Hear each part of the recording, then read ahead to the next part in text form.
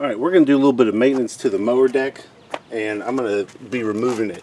Go ahead and set your height to 0 and drop that thing to the ground. Alright, there's a few things. There's actually just 4 things you have to disconnect here. So with the mowing deck really low, it's easy to, move it around and disconnect that hanger. And then there's another one just like this on the other side. There's the second one. And then there's this thing with all the springs on it. It has a little thing to pull out right there. See if I can do it with my fingers. Oop. So then on the front side, you can scoot that up and get this thing out of the way. Now you can just get the belt loose, and you're ready to pull the deck out from underneath the mower. So then from here you can check all the bearings on everything. These idler pulleys, that one's good, that one's good. This one's starting to get worn out. It has some wiggle. This one, now this is your what is that called? The spindle for the blade or something. These are rebuildable. Some of these are greasable. This one's not. It has sealed bearings in it. That one feels nice and tight. And then underneath this plastic, that one's starting to get a little wobbly, but not too bad. I'm gonna let that go. And it's also a very easy time to check your belt. This belt's getting old, but I'm gonna wait till it breaks. I'm gonna reassemble it with this one. So I'm going to sharpen the blades. These are extremely dull. And I'm going to weld this back together if I can. I don't know if I can. It's going to be a little tough. I'm going to try. I might have to bridge that gap. But I'm going to use my impact. It's a 9/16. Fits on there real nice. Ooh. I mean, they're still good shape.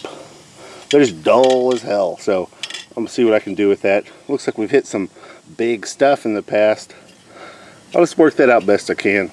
Alright, my preferred method of sharpening blades is in the bench press or the vice grip, oh shit, I don't know words.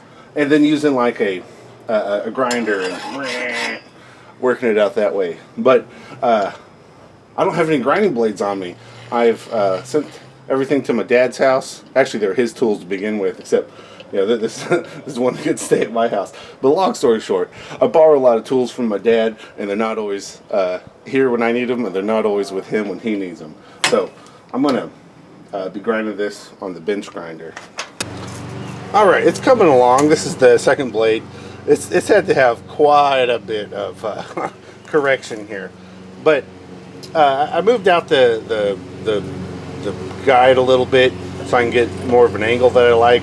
I'm just trying to keep it even as I go and trying to get a consistent cut on it. You can see it's getting hot in a few places. I'm almost done.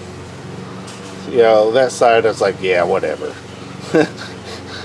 We'll call that good enough. And then hone the back just because it's taking too long.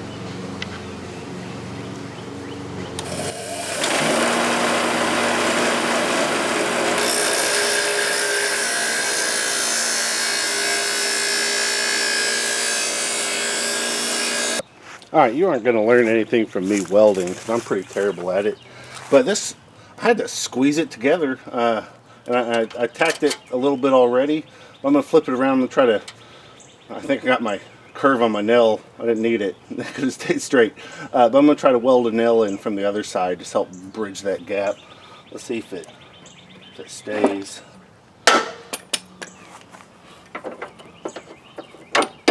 Yeah.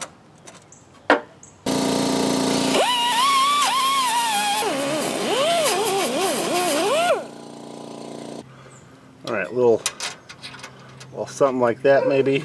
Let's see if I can do this.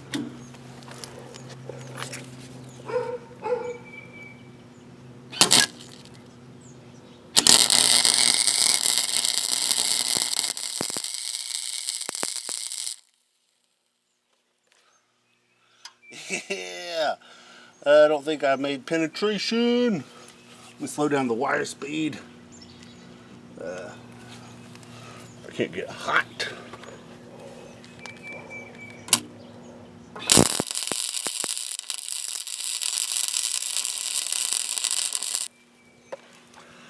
All right, well that's what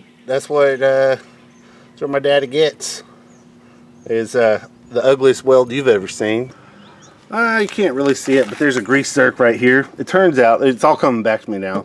This spindle, its bearings went out and we replaced it. And it came with a little grease zerk. So this is the one that's in good shape. The other one that clicks around is another original one. So let's just see if I can get to it. Okay, I'm starting to feel resistance. My grease gun could be worn out. Or that thing was dry. Oh, and we're out of grease. So that's all it gets. Okay, so this next part might be one of the most meaningful adjustments I do for mowing cut levelness. You know, the sharp blades help a lot. But if you can see, this one way back here has a whole lot of threads sticking out. And this one here has barely any threads sticking out. So I'm going to get those adjusted to about the same height, and that should make it mow real nice and flat. I don't have the right size socket, but whatever. All right, it got tight, so I'm going to the right socket. A deep socket 15. I'm almost there.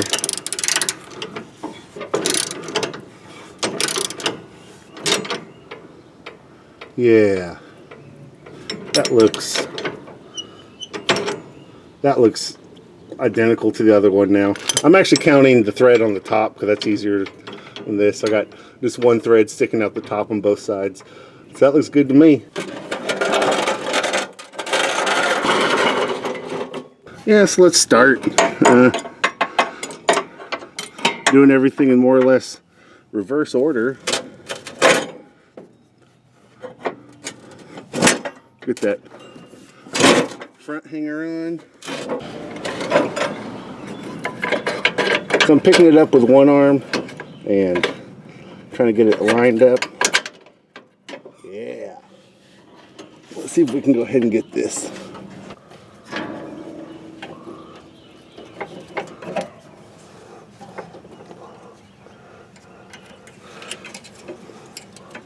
Wow, I can't see what I'm doing.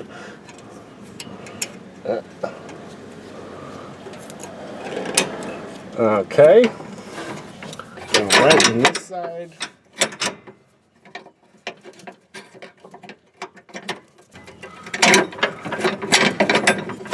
And we're done. Alright, I'm gonna set the deck height back to something normal, 2.5, 3 inches. That's what I like, at least. And that's that. We did good, boys.